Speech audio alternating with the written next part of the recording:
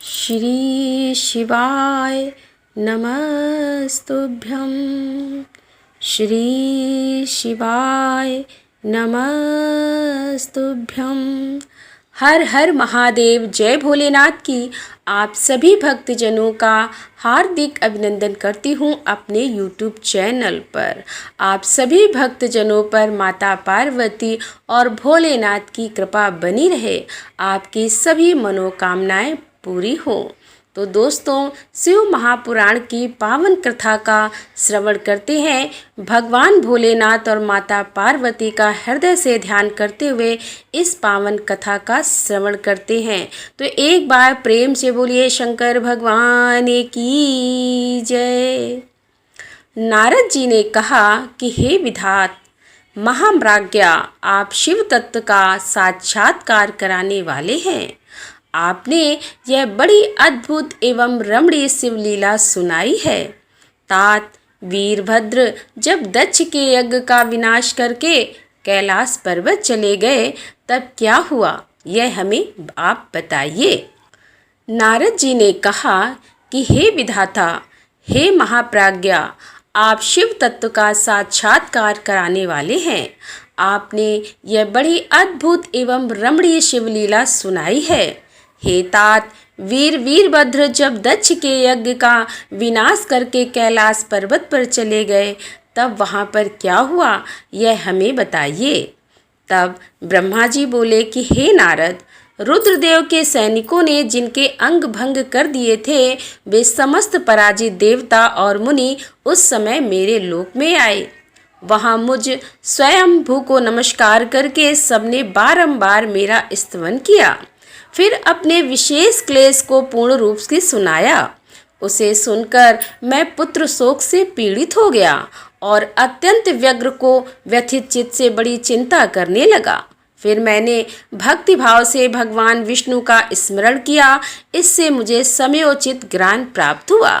तदंतर देवताओं और मुनियों के साथ मैं विष्णु लोक में गया और वहाँ भगवान विष्णु को नमस्कार कर एवं नाना प्रकार के स्रोतों द्वारा उनकी स्तुति करके उनसे अपना दुख निवेदन किया। मैंने कहा कि हे देव, जिस तरह भी यज्ञ पूर्ण हो, यजमान जीवित हो और समस्त देवता तथा मुनि सुखी हो जाएं, वैसा उपाय कीजिए। तब देवादिदेव रमानाथ देव सुखदायक विष्णु हम देवता और मुनि निश्चय ही आपकी शरण में आए हैं।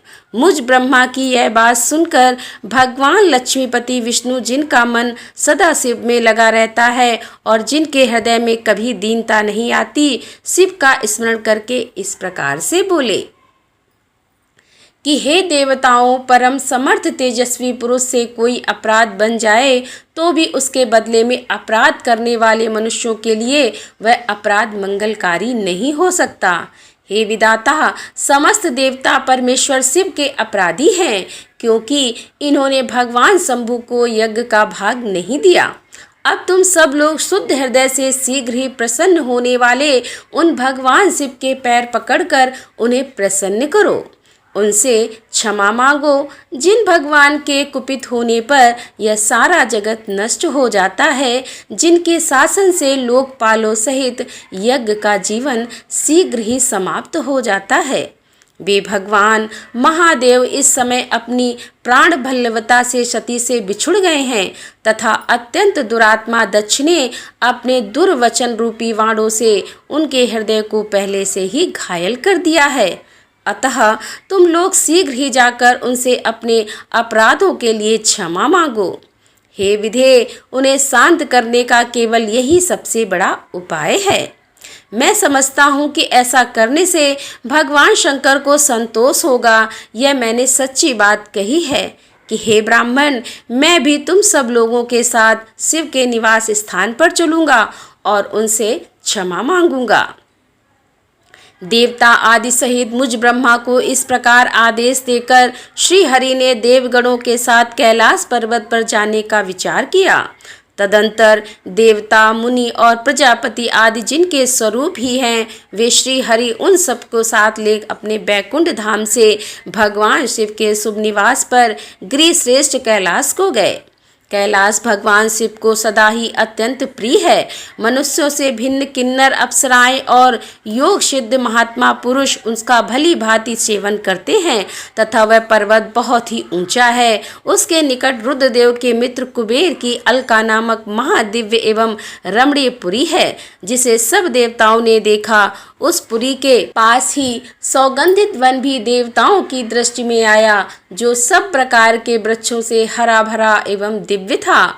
उसके भीतर सर्वत्र सुगंध फैलाने वाले सौगंधिक नामक कमल खिले हुए थे।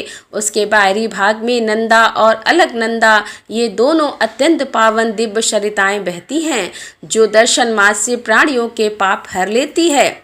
यक्षराज कुबेर की अलकापुरी और सौगंधिक वन के पीछे छोड़कर आगे बढ़ते हुए देवताओं ने थोड़ी ही दूर पर शंकर जी के वट वृक्ष को देखा। उसने चारों ओर अपनी अविचल छाया फैला रखी थी। वह वृक्ष 100 योजन ऊंचा था और उसकी शाखाएं 75 योजन तक फैली हुई थी। उस पर कोई घोंसला नहीं था और ग्रीष्म का ताप तो उसमें सदा दूर ही रहता था। बड़े पुण्य आत्मा पुरुषों को ही उसका दर्शन हो सकता है। वह परम रमणीय और अत्यंत पावन है। वह दिव्य वृक्ष भगवान शंभु का योग स्थल है। योगियों के द्वारा सेव्य और परम उत्तम है। मुमुक्षुओं के आश्रयभूत उस महायोगमय वटवृक्ष के नीचे विष्णु आदि सभी देवताओं ने भगवान शंकर को विराजमान देखा।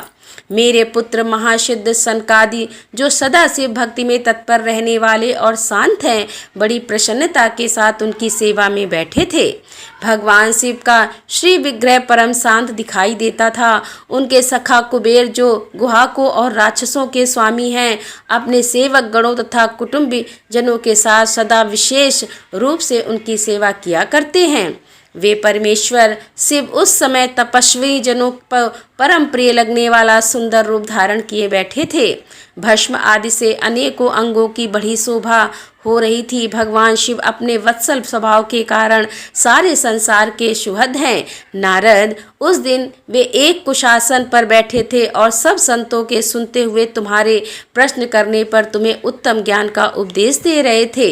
वे बायां चरण अपनी दाईं जांघ पर और बायां हाथ बाएं घुटने पर रखे, कलाई में रुद्राक्ष की माला डाले, सुंदर तर्क मुद्रा अर्थात तर्जनी को अंगूठे से जोड़कर और अन्य अंगुलियों को आपस में मिलाकर फैला देने से जो बंद सिद्ध होता है, उसे तर्क मुद्रा कहते हैं। इसी का नाम ज्ञान मुद्रा भी है। इस तरह से वो विराजमान थे। इस रूप में भगवान शिव का दर्शन करके उस समय विष्णु आदि सब देवताओं ने दोनों हाथ जोड़कर मस्तक झुकाकर तुरंत उनके चरणों में प्रणाम किया। मेरे साथ भगवान विष्णु को आया देख सत्पुरुषों के आश्रयदाता भगवान रुद्र उठकर खड़े हो गए और उन्होंने सिर झुकाकर उन्हें प्रणाम भी किया। फिर विष्णु आदि सब देवताओं ने जब भगवान शिव को प्रणाम कर लिया, तब उन्होंने मुझे नमस्कार किया। ठीक उसी तरह जैसे लोगों को उत्तम गति प्रदान करने वाले भगवान विष्णु प्रजापति कश्यप को प्रणाम करते हैं। तत्पश्चात देवताओं, सिद्धों, गणाधीशों और महर्षियों से नमस्कार तथा स्वयं भी श्री विष्णु एवं मुझको नमस्कार करने वाले भगवान शिव से श्री हरि ने आदर पूर्वक वार्तालाप आरंभ किया। देवताओं ने भगवान शिव की अत्यंत विनय के साथ स्तुति करते हुए अंत में कहा कि आप पर परमेश्वर परातत्पर हैं। आप सर्वव्यापी विश्वमूर्ति महेश्वर को नमस्कार है।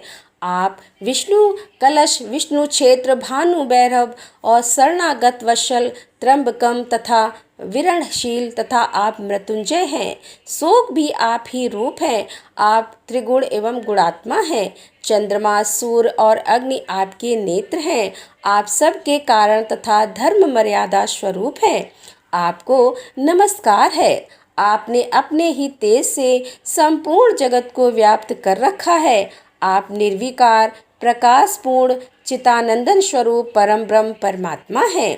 हे महेश्वर, ब्रह्मा, विष्णु, इंद्र और चंद्र आदि समस्त देवता तथा मुनि आप से ही उत्पन्न हुए हैं। चूँकि आप अपने शरीर को 8 भागों में विभक्त करके समस्त संसार का पोषण करते हैं, इसीलिए अष्टमूर्ति कहलाते हैं। आप ही सबके आदिकारक करुणामय ईश्वर हैं। आपके भय से यह वायु चलती है, आपके भय से अग्नि जलाने का काम करती है, आपके भय से अग्नि जलाने का काम करती है, आपके भय से सूर्य तपता है और आपके ही भय से मृत्यु सब ओर दौड़ती फिरती है। हे दया सिंधु महेशान परमेश्वर प्रसन्न होइए, हम नष्ट और अचेत हो रहे हैं, अतः सब ही हमारी रक्षा कीजिए। रक्षा कीजिए प्रभु, हमारी रक्षा कीजिए। नाथ करुणानिधे शंभु, आपने अब तक नाना प्रकार की आपत्तियों से जिस तरह हमें सदा सुरक्षित रखा है, उसी तरह आज भी आप हमारी रक्षा कीजिए। हे नाथ दुर्गेश, आप शीघ्र कृपा करके इस अपूर्ण यज्ञ और प्रजापति दक्ष का भी उद्धार कीजिए। भृगु को अपनी आंखें मिल जाएं, जजमान दक्ष को जीवित हो जाए, मूषा के दांत जम जाएं और भृगु की दाढ़ी मूछ पहले जैसी हो जाए। हे शंकर, आयुधों और पत्थरों की वर्षा से जिनके अंग भंग हो गए हैं, उन देवता आदि पर आप सर्वदा अनुग्रह करें, जिससे उन्हें पूर्णता आरोग्य लाभ हो। हे नाथ, यज्ञ कर्म पूर्ण होने पर जो कुछ शेष रहे वह सब आपका पूरा पूरा भाग हो। रुद्रदेव, आपके भाग से ही यज्ञ पूर्ण हो, अन्यथा नहीं। ऐसा कहकर मुझ ब्रह्मा के साथ सभी देवता अपराध क्षमा करने के लिए उद्यत हो हाथ जोड़ भूमि पर दंड के समान खड़े हो गए। ब्रह्मा जी कहते हैं कि हे नारद, मुझ ब्रह्मा लोकपाल प्रजापति तथा मुनियों सहित श्रीपति विष्णु ने अनन्य विनय करने पर परमेश्वर से प्रसन्न हो गए। देवताओं को आश्वासन दे हंसकर उन पर परम अनुग्रह करते हुए करुणा निधान परमेश्वर शिव ने कहा। श्री महादेव जी बोले कि हे सुरश्रेष्ठ ब्रह्मा और विष्णुदेव, आप दोनों सावधान होकर मेरी बात सुने। मैं सच्ची बात कहता हूँ।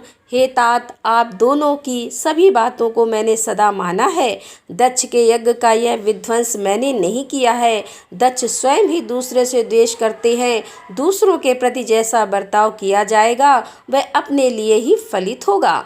अतः ऐसा कर्म कभी नहीं करना चाहिए जो दूसरों को कष्ट देने वाला हो। दक्ष का मस्तक जल गया है, इसीलिए इनके सिर के स्थान पे बकरे का सिर जोड़ दिया जाए। भृगु देवता मित्र की आंखें से अपने यज्ञ भाग को देखें। हे तात, पूषा नामक देवता जिनके दांत टूट गए हैं, यजमान के दांतों से भली भांति पिसे यज्ञाग्र का भक्षण करें। यह मैंने सच्ची बात बताई है। मेरा विरोध करने वाले भृगु की दाढ़ी के स्थान में बकरे की दाढ़ी लगा दी जाए। से सभी देवताओं के जिन्होंने मुझे यज्ञ भाग के रूप में यज्ञ की अविष्ट वस्तुएं दी हैं, सारे अंग पहले की भांति ठीक हो जाएं। अग्निवर्यु आदि याज्ञिकों में से जिनकी भुजाएं टूट गई हैं, वे अश्वनी कुमारों की भुजाओं से, और जिनके हाथ नष्ट हो गए हैं वे पूषा के हाथों से अपने काम चलाएं। यह मैंने आप लोगों के प्रेमवश कहा है। तब ब्रह्मा जी कहते हैं कि नारद, ऐसा कहकर वेद का अनुसरण करने वाले सुर सम्राट चराचर पति दयालु परमेश्वर महादेव जी चुप हो गए। भगवान शंकर का वह भाषण सुनकर श्री विष्णु और ब्रह्मा सहित संपूर्ण देवता संतुष्ट हो उन्हें तत्काल साधुवाद देने लगे। तदंतर भगवान शंभु को आमंत्रित करके मुझ ब्रह्मा और देवर्षियों के साथ श्री विष्णु अत्यंत हर्षपूर्वक पुनः दक्ष की यज्ञशाला की ओर चले। इस प्रकार उनकी प्रार्थना से भगवान शंभु विष्णु आदि देवताओं के साथ कनखल में स्थित प्रजापति दक्ष की यज्ञशाला में पधारे। उस समय रुद्रदेव ने वहाँ यज्ञ और विशेषता देवताओं तथा ऋषियों का जो वीरभद्र के द्वारा विध्वंस किया गया था उसे देखा। स्वाहा, स्वधा, पूषा, तुष्टि, धृति, सरस्वती, अन्य समस्त ऋषि, पितर, अग्नि तथा अन्याय बहुत से यक्ष, गंधर्व और राक्षस वहाँ पड़े थे। उनमें से कुछ लोगों के अंग तोड़ डाले गए थे, कुछ लोगों के बाल नोच लिए गए थे और कितने ही उस समरांगण में अपने प्राणों से हाथ धो बैठे थे। उस यज्ञ की वैसी दुर्दशा देखकर भगवान शंकर ने अपने गणनायक महापराक्रमी वीरभद्र को बुलाकर हंसते हुए कहा कि महाबाहु वीरभद्र, यह तुमने कैसा काम किया। हे तात, तुमने थोड़ी ही देर में देवता तथा ऋषि आदि को बड़ा भारी दंड दे दिया। हे वत्स, जिसने ऐसा दोहपूर्ण कार्य किया, इस विलक्षण यज्ञ का आयोजन किया जिसे ऐसा फल मिला, उस दक्ष को तुम शीघ्र यहाँ ले आओ। भगवान शंकर के ऐसा कहने पर वीरभद्र ने बड़ी उतावली के साथ दक्ष का धड़ लाकर उनके सामने डाल दिया। दक्ष के उस सब को सिर से रहित देख लोक कल्याणकारी भगवान शंकर ने आगे खड़े हुए वीरभद्र से हंसकर पूछा कि दक्ष का सिर कहाँ है।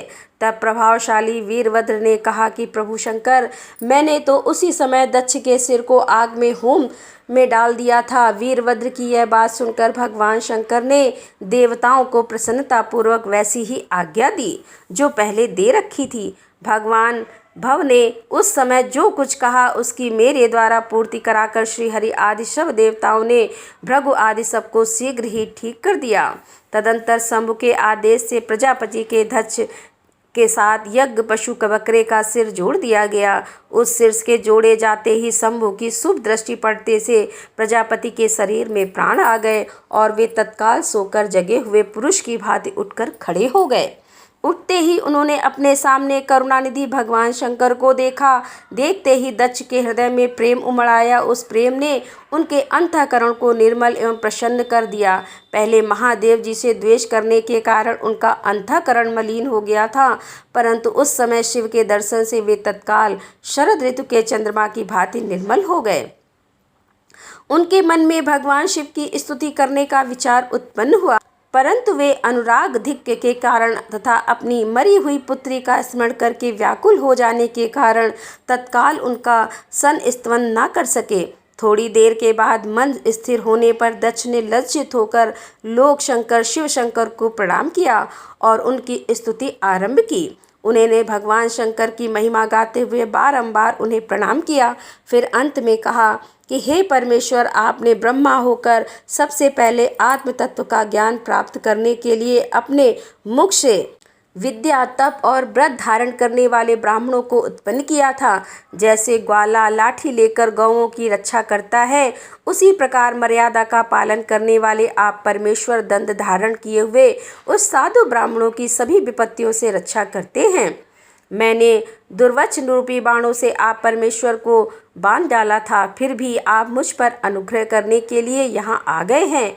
अब मेरी ही तरह अत्यंत दयापूर्ण आशा वाले इन देवताओं पर भी कृपा कीजिए। भक्तवत्सल दीनबंधु शंभु, मुझको आपको प्रसन्न करने के लिए कोई गुण नहीं है।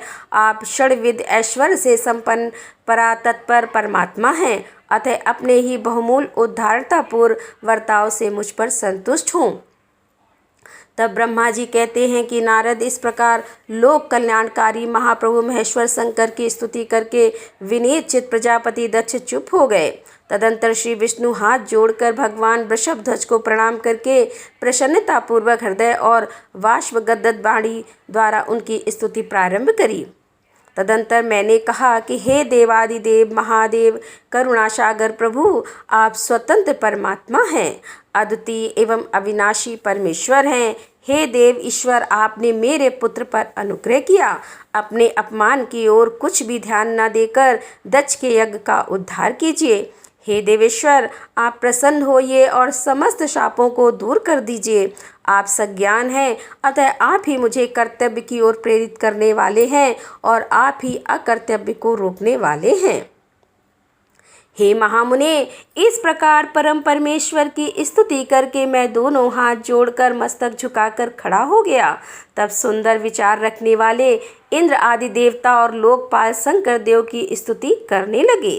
उस समय भगवान शिव का मुखारविंद प्रसन्नता से खिल उठा था। इसके बाद प्रसन्न चित्त हुए समस्त देवताओं, दूसरे दूसरे सिद्धों, ऋषियों और प्रजापतियों ने भी शंकर जी का सहज स्तवन किया। इसके अतिरिक्त उपदेवों, नागों, सदस्यों तथा ब्राह्मणों ने पृथक पृथक प्रणाम पूर्वक बड़े भक्ति साव से उनकी स्तुति की। तो दोस्तों, कैसी लगी आज की ये कथा? यदि कथा पसंद आई हो तो कमेंट बॉक्स में ज़रूर लिखें। हर हर महादेव, जय भोलेनाथ की।